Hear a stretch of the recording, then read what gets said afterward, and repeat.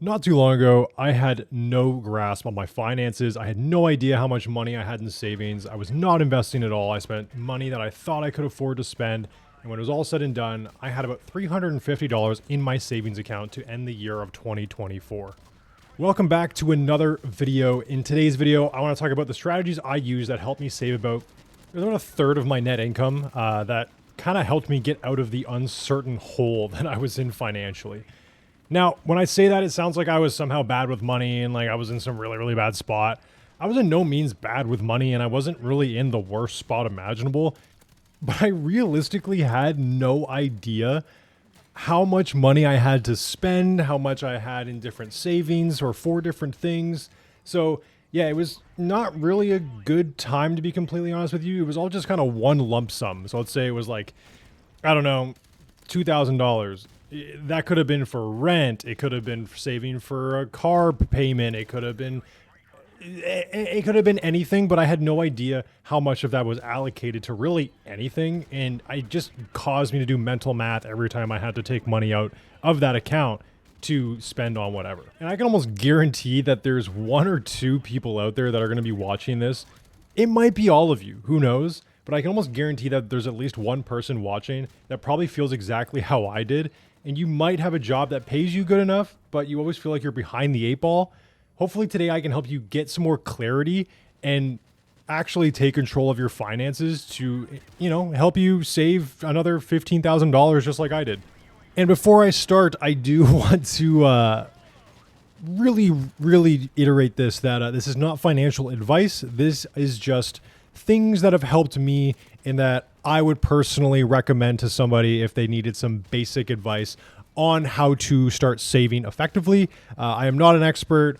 If you have any more in-depth further questions about anything I say, I recommend going to talk to somebody, a financial advisor who is more educated on this topic than I am. But again, I'm just kind of sharing things that have helped me and that I would honestly recommend to anybody trying to get into the right mindset of how to save money more. So for tip number one, make a spreadsheet. Please, even if you don't know how to use Excel or you don't know how to use Google Sheets, learn. I promise you, it'll help you so much. I made a spreadsheet of all of my finances. I'll flash it up on screen either now or in like a sentence or so. I know it might seem overwhelming to begin with, especially if you're not familiar with Excel, but when I tell you everything is so simple for me now, I'm not exaggerating. It literally saved me so much time and mental energy, and I actually am saving more knowing how much money I actually have to save every single time I get paid. Here's the exact spreadsheet I use to track my finances. And in the spreadsheet, I created some simple equations that just make it faster to fill out all the sections instead of me adding everything up. Basically, in all the things on the left, every single number I put in there, it goes all the way over to the other side. That is basically all of my bills or just all the expenses I have in that tab. And then it takes it away from my full paycheck. And then the net is what I have left over. And usually that's what I'm going to invest with. Having it all laid out in front of me in this spreadsheet has made everything so much easier to not only comprehend, but also show me that I have much more money each month to invest than I previously thought I did. And honestly, I'm probably going to do a video about this in the future as well.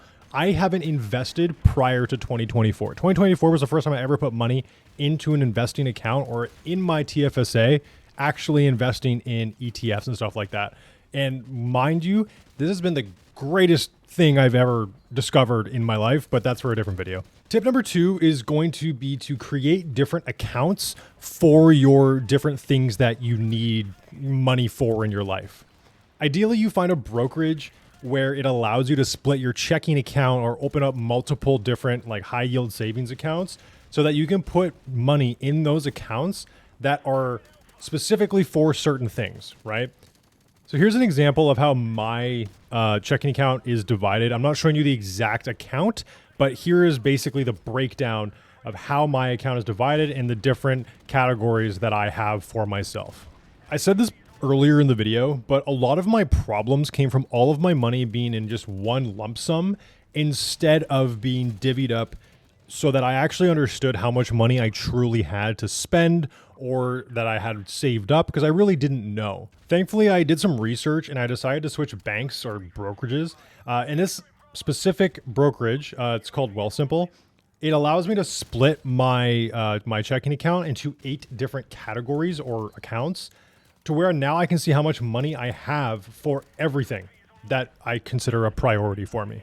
Now, I know for a fact I was spending way more money than I would have if I knew what money in that account was specifically for fun money or for spending or that kind of thing.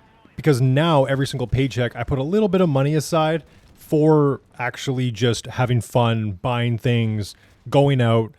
Because before I was kind of just seeing something like, oh, I have enough money for this, I'm going to buy it. But now that I actually have goals for saving from different accounts, I can't just go on a whim, because now my fun money account is all the money I'm giving myself to spend on material items or going out and doing stuff like that. And conveniently, this flows right into my next point, which is tip number 3: pay yourself first and have fun later. What I mean by this is I invest in my accounts first, and I prioritize my emergency fund saving, currently my wedding fund that I have, and my TFSA. So those 3 accounts all get paid first in that order. It goes wedding fund, emergency fund, and then my investment account. The only reason why my investment account is third is because I need to save money up for a wedding within the next year and a half. And then I also need to start saving up a lot for my emergency fund. It's just nice to have that money. Since I've created an emergency fund, oh my God, my peace of mind is so much better. It's not at where I need it to be. It's only at about a month and a half's worth of expenses. But as soon as that gets built up to about 4 to 6 months, my life is going to be so much better. And again, I can do an entire video on finances and what I've learned in the last year. I'm not an expert on finances, but just kind of things that have helped me get out of the spot that I was in. But anyways, after I pay myself in my wedding, emergency, and investment accounts, I leave myself about $50 to $150 per paycheck for fun money specifically. And again, it's 50 to 100 because it kind of all depends on a couple things. One, how much money I have coming in from the last paycheck, or just in general for the last 2 weeks that I'm accounting for on my spreadsheet. And then 2, if I have any areas in my life that need prioritizing first. So that goes like my investing in emergency fund or my wedding account. Now, there will be some pay periods where I don't put any money into my fun or spending tab because I can't really spare anything for that area in my life. I do work a job where my pay is inconsistent month to month. I'm a personal trainer. I've said this before. So some months when all my clients are here, it's fantastic. Some months when all my clients are away, months are a little bit slower. So then I won't put as much money into my fun tab those months. You know, that's just kind of the sacrifice that I make. And I accidentally did this, but going into tip number 4 is to accept the sacrifices that need to be made. I basically just sacrifice my fun money when I have months like that, right? It just makes sense. Pay myself first, be financially stable, and then have fun later. Now, making sacrifices doesn't always mean what I just said. Making sacrifices could be cutting back on your subscriptions. I know subscriptions are very, very big in today's age, but however, you really need to kind of look through your personal finances and see what you could live without. If that means going without Netflix for the next 3 months, you might have to cut out Netflix and just kind of rely on YouTube.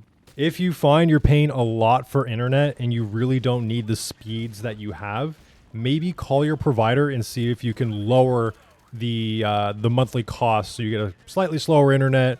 But again, these are just kind of sacrifices you're going to need to make in order to progress in these categories. One thing that I really, really would encourage everybody to do is budget for groceries every single time you get paid for the next 2 weeks or for per week, however you get paid, and try to stick to a number. So for me, I try to pay less than $100 a week. If it goes over, that's fine, because not every week for me is $100. So if 1 week I spend 120, I know the next week I'm probably spending like 60, you know? So it ends up being a lot lower week to week.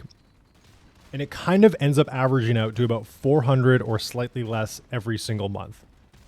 with the 400, I'm not also taking away from my nutrition. I'm still eating really, really well, right? But I'm being more deliberate with what I'm spending my money on, and I'm trying not to buy as much junk food, even though I do kind of give into my cravings sometimes. I'll go to the store after work. I'll buy like $1 package of gummies. It's fine, but I try not to do that as much anymore as I'm trying to save more money. And if I spend $1 a day, that doesn't seem that bad, but after a month, that's $30, and that's I don't know, maybe $30 I could have put into my investment account into the stock market. So I'm thinking more like that, and less kind of just like on a whim. This thing's not that expensive in the moment, but it could add up to be more expensive in the future if I continue buying this one thing. If you're somebody who really likes going out to bars and hanging out with friends, you may need to sacrifice doing that as much. Just while you're trying to get your finances in check. I know it's going to kind of suck, but if your friends are friends and they will understand, then it's not that big of a deal.